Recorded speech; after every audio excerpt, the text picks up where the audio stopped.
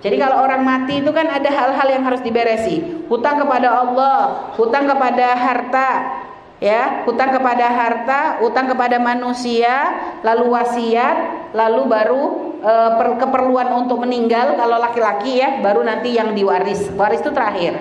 Hutang kepada Allah, contohnya punya wajib haji belum haji, maka nanti harus dikeluarkan hartanya sebelum diwaris untuk bayar haji. Ya, dan nggak mesti harus berangkatin dari Indonesia, cukup bisa badal di sana, ya, badal. Nah terus atau hutang masalah harta, hutang harta tuh ya gini, zakat belum dibayar, belum lunas, maka diberesin. Atau nazar, ibu punya nazar, kalau nazar hitungannya kepada Allah, punya nazar maka dibayarkan nazarnya.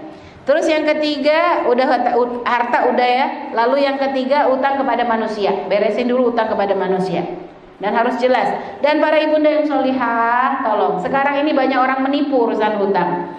Jadi utang ibu dari sekarang itu coba ibu punya catatan dan kasih tahu ke keluarga.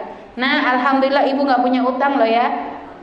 Ibu nggak punya utang, tapi ada orang pinjam ke umi, ke ibu, utangnya ini. Dan tolong siapapun yang pinjam meminjam, biasakan mengamalkan apa yang disabda, yang difirmankan Allah, nasnya Quran, ibu, ya.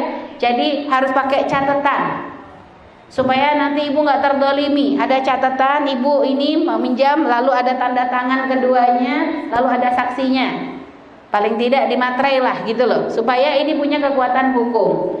Jadi ibu jangan meremehkan, karena suatu saat kalau nanti misalnya ada pengkhianatan atau apa, ya ibu gampang nuntutnya, gitu loh.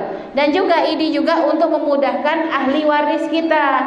Jangan sampai ketika naudzubillah ada orang meninggal, tiba-tiba keluarganya didatangi orang, ibumu punya utang, anaknya yang stres, catatannya nggak ada, tapi ada orang ngaku. Tapi kalau sudah ibu ngomong jelas, nah ibu nggak ada utang.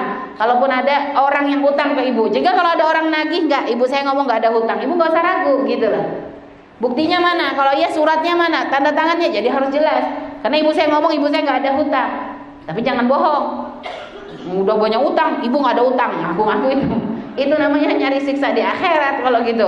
Bu, ya, hati-hati. Jadi harus ada. Dan kalau ibu punya hutang, jelas. Nah, ibu punya utang ya ke fulan. Kalau sampai ada apa-apa dengan ibu, tolong kamu bayarin. Ambilin dari hartanya ibu sekian, gitu.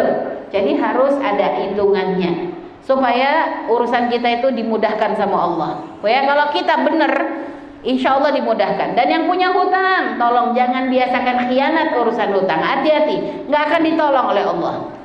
Kalau orang ada masalah dengan hutang, pokoknya bayar dulu hutangmu segimanapun usahamu. Punya tanah kamu jual apa, pokoknya gitu, yakin.